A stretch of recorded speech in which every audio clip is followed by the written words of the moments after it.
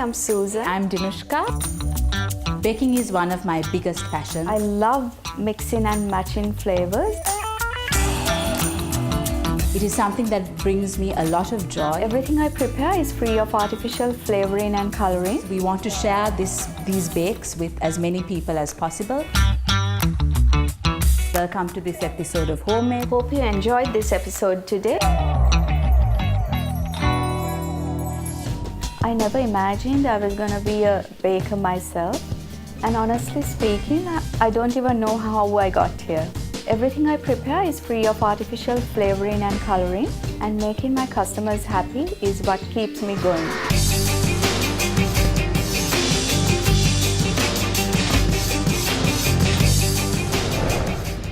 Hi guys, I'm Susan from Cravings by Sue, and today I'll be making a Bailey's chocolate cake with dark chocolate chips.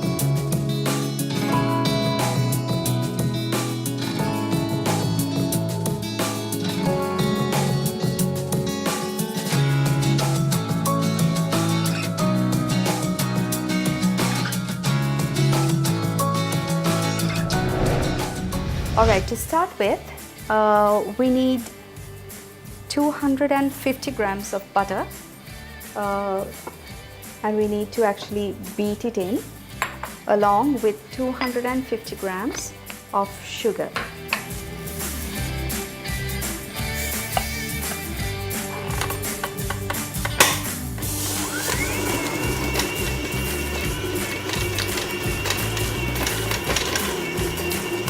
The butter needs to be at room temperature.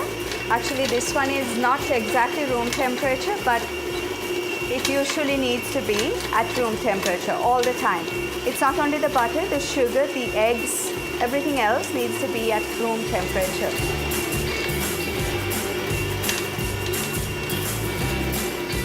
Next, we measure 50 grams of cocoa powder and 250 grams of self-rising flour.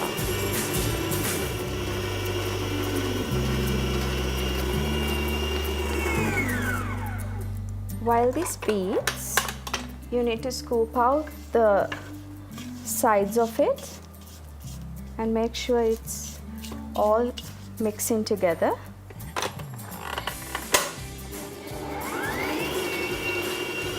And we need 5 eggs. We need to add it one by one.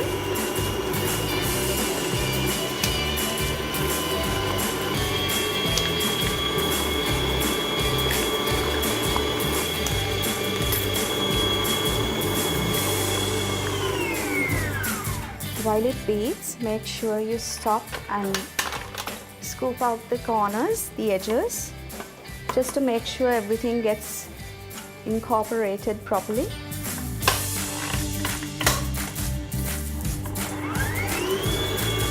And we can actually add the baking soda, just 1 teaspoon of baking soda and a teaspoon of baking powder to our dried ingredient. Also a pinch of salt.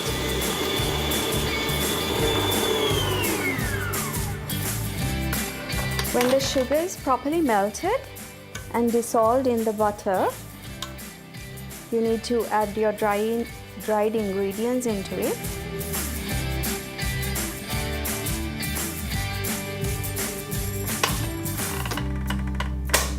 And start at very low and mix it until it's incorporated properly.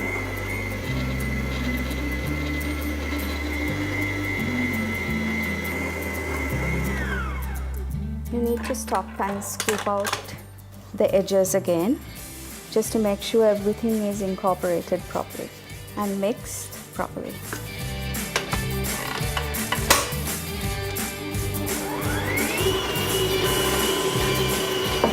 After about a minute of mixing, we need to add 1/3 of a cup of Bailey's into it.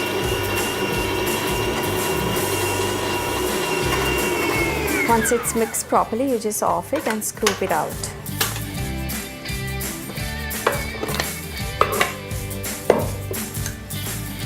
So I have 3 grease pans, and these are 9-inch pans. I've greased them with some butter, and this is a trick that I use for baking my cakes.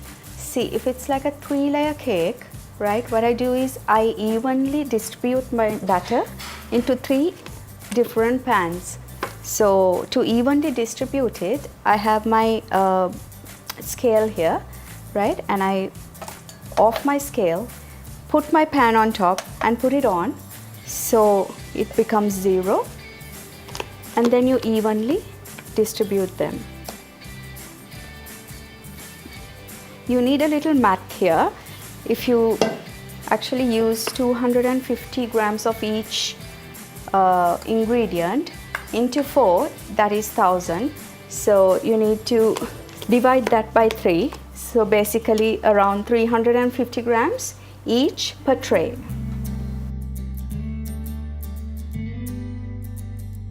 And if you have any extra batter remaining, what you can do is you can evenly distribute them to the 3 pans. The next step is the baking process. You need to bake them, all 3 of them, at 180 for about 45 to 50 minutes, I would say, because it's not a very thick cake, it's a very small layer. That also depends on your oven. So please guys, check after 45 minutes and see if it's properly done, and make sure it's not overdone.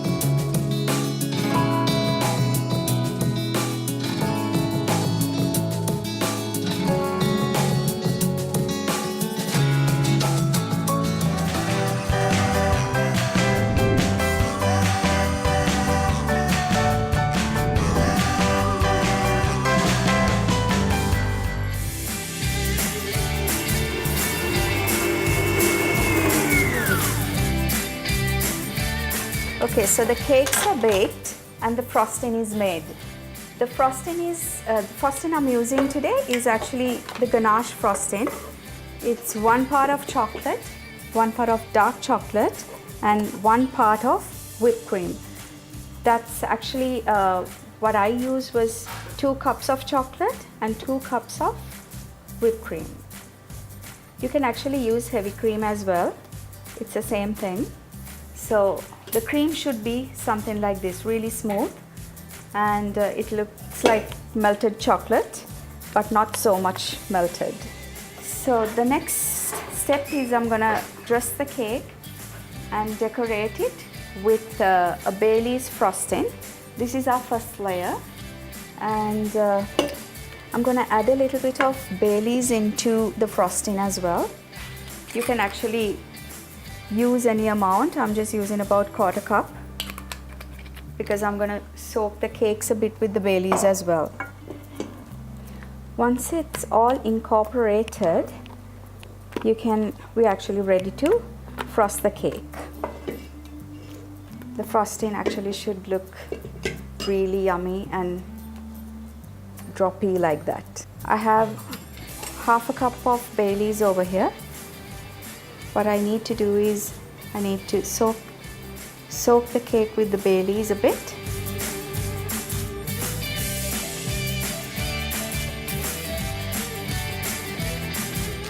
I have here 2 piping bags.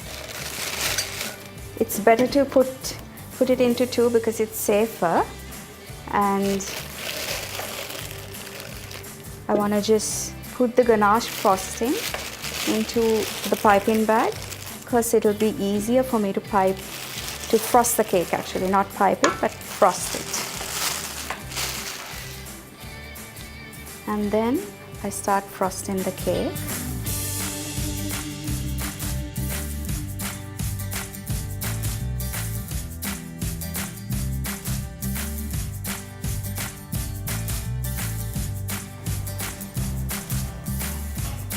And this is where I use the chips, the chocolate chips.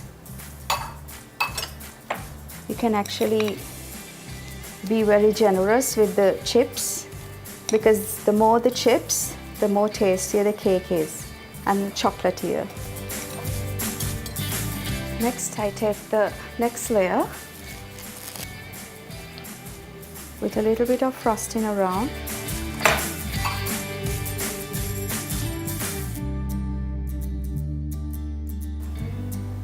And sandwich the cake like that. Same goes for this cake. First goes the Baileys.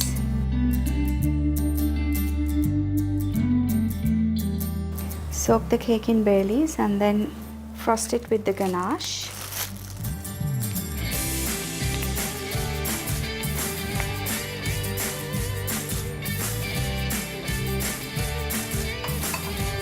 And add the chocolate chips.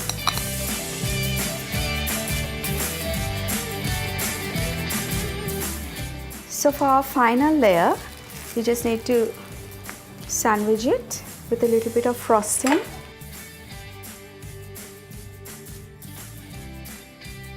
And then put it over the previous layer. That's our final layer. So what we do is we'll soak this cake, the top layer, with all the Baileys we've got. That's actually half a cup of it, so that's a lot of Baileys. Next, we crumb coat the cake. How you do it is you just turn your turntable and work on it upwards. It doesn't have to be neat because you're going to anyway neaten it and make it straight.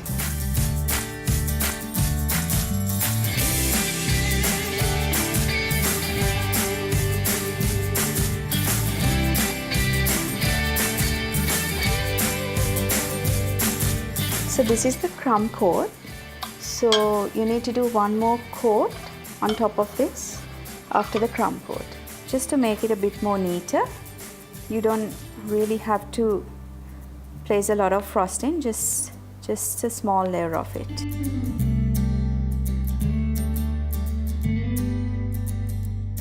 And then you neaten it and try to get it a bit even. The good thing about these cakes is you don't really have to get it neat because these are chocolate and they're chippy cakes. Usually chippy cakes are not the even ones.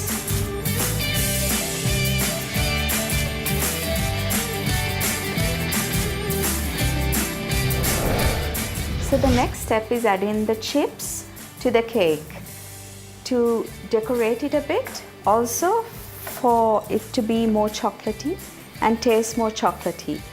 Now these chips are actually Belgian chips, so they're really yummy, and you can just be so generous, do whatever you want. You can actually have chips only on top, or you can also have chips around. I like having a lot of chips. I also like having it only on top, so I'm just gonna have chips on top because we have a lot of chips sandwiched in as well. So this is my heavenly Baileys chocolate cake, guys.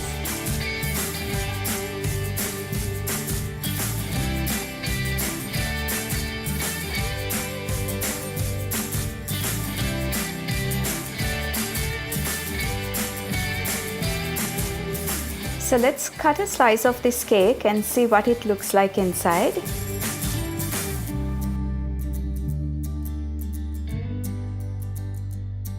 Let me try a bite of this cake and see how it tastes like.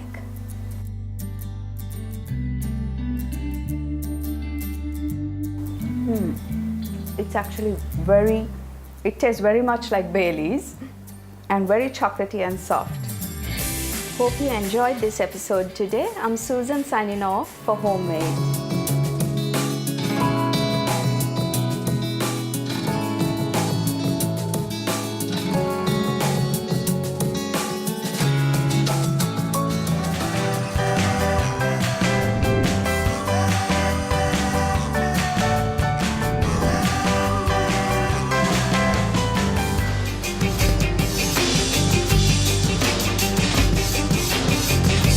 Hi, I'm Dinushka from Bola's Bake Shop and welcome to Homemade.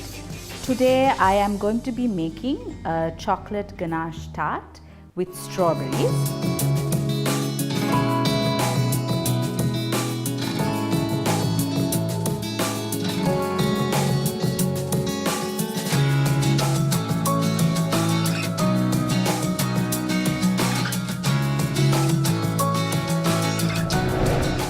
first of all, I am going to make the chocolate ganache.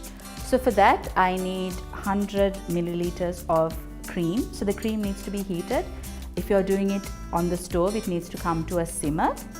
And I also need 150 grams of, I use dark chocolate because I like dark chocolate ganache, but you can also use milk chocolate or white chocolate.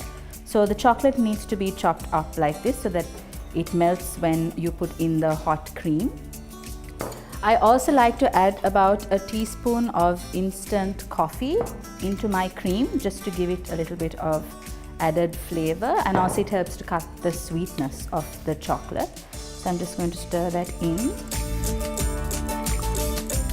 So that's just instant coffee. You can use whatever brand you like. And if you would like to make it a mocha, chocolate mocha tart, then you can add a little more coffee, maybe about a tablespoon. So now I'm going to add this cream into the chocolate and give it a good stir.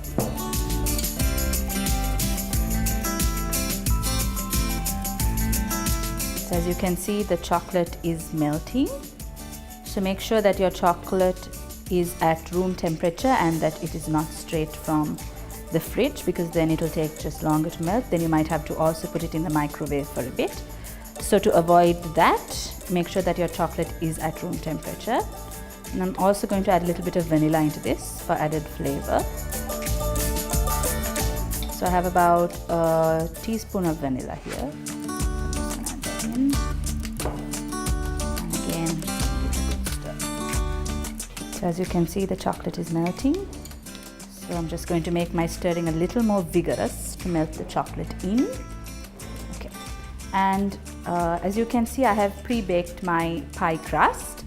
So I used 240 grams of flour and 160 grams of butter. And I put it in the food processor and blitzed it together. And then I just added about a tablespoon of cold water for it to combine together. And leave that dough in the fridge for about 30 to 45 minutes before you roll it out, and then you can put it in your tart pan.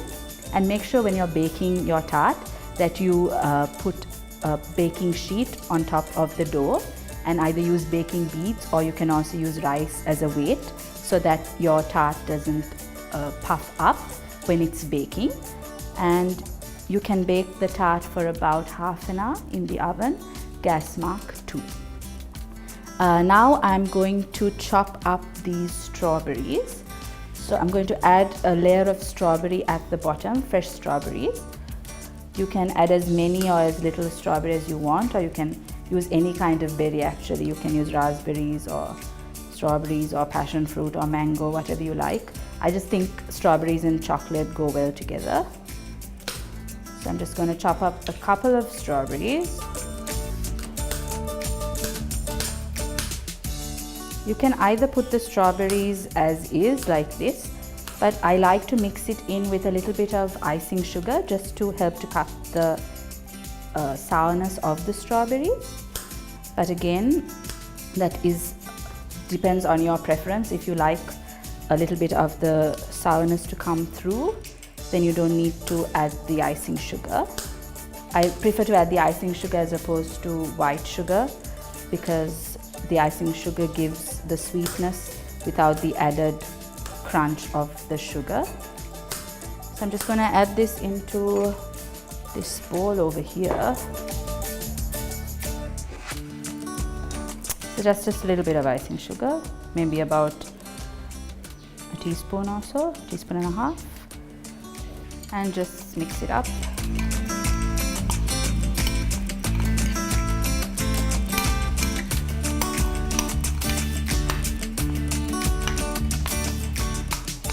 Separate my strawberries. I'm gonna just add this to the bottom of the tart. So this is one of the easiest desserts to make.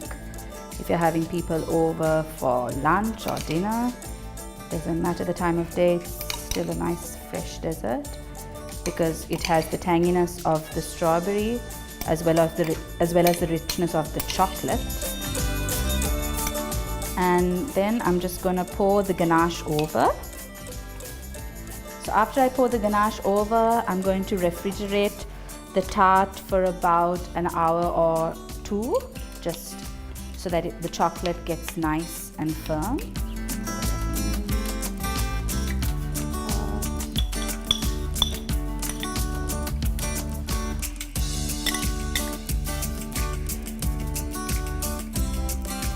You can either cover your strawberries or let them be seen like that, doesn't matter. And then you just pop this into the fridge for about an hour or two. And so now I have taken the ganache tart out of the fridge, and I'm going to just lightly decorate it. So I have a piece of dark chocolate here, and I'm going to just grate some of the chocolate on top of the tart.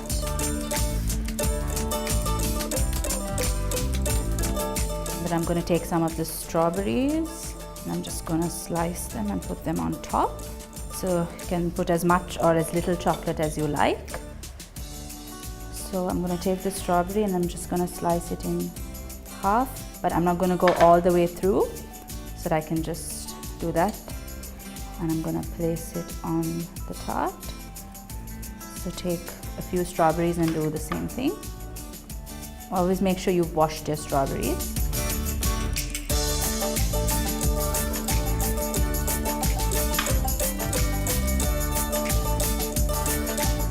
Make sure you don't go all the way through, and just one more in the center.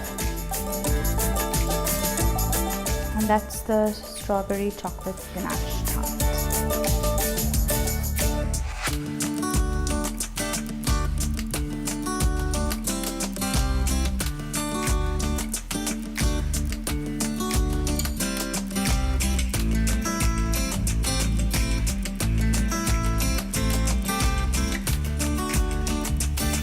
So now I'm just going to cut a slice of the tart. So as I said before, you can use this as a dessert for either lunch or dinner. It's very easy to make and it's nice and indulgent. So there you can see the strawberries and the chocolate. Just going to take a small taste.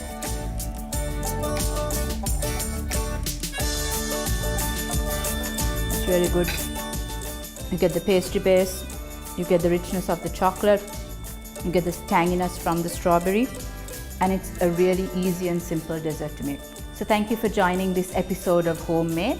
Until next time.